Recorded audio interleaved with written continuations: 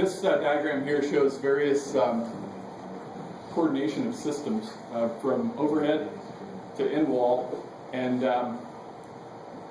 this is important, like was mentioned this morning earlier, to be able to communicate to stakeholders. You're trying to show, which could be nurses, it could be doctors, it could be many number of folks, to really be able to explain how the use of the space will occur and how you're set up to really serve the equipment and various maybe later uses too.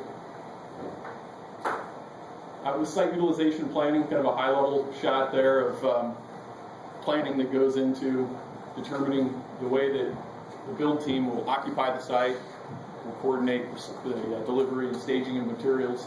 And then here's an example taking that a step further. Site logistics planning that you can communicate outward to stakeholders that are maybe just the public. This example here is the Elliott Bay seawall project in Seattle. There's 3/4 of a mile of seawall that was built in the 30s, early 1900s, and then up to the 30s, that needs to be replaced. So it's, say, back here. And all along the waterfront, there's various piers. Many of you have probably been there. Piers that were built even many years before that seawall was constructed and have been modified and such over time. But this is one of the most heavily toured areas as far as just pedestrian traffic. There's a lot of vehicle traffic there too.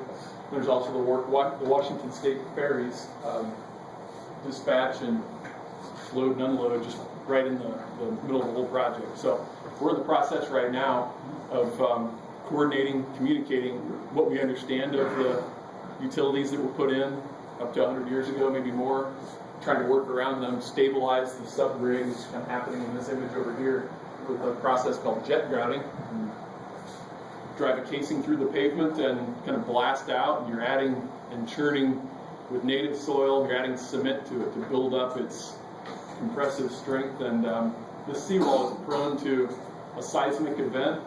It's also been discovered to be not very good for habitat. So the new plan stabilizes the subgrade, and then also there's a lot of experts involved as far as habitat shelf and various ecosystem impacts the ecosystem. But we've got to communicate to each of these stakeholders, business owners, and so on, to how that plan will play out.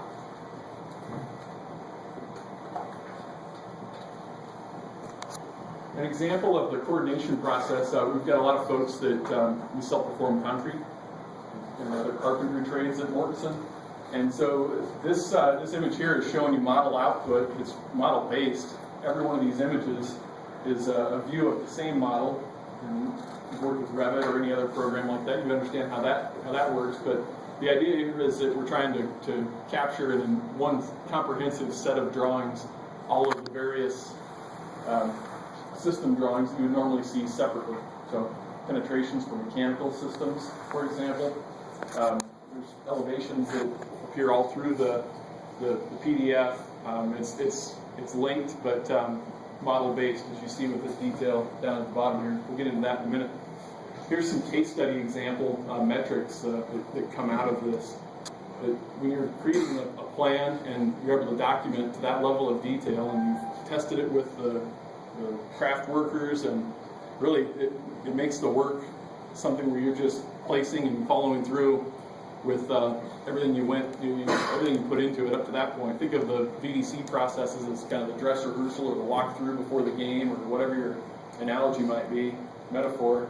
And when it comes game time, you're just following through with the plan that you've already figured out. It takes a lot of the kind of guesswork or the last minute moves, and I'm not saying those don't happen, but you're trying to reduce the variables here, and it helps a lot.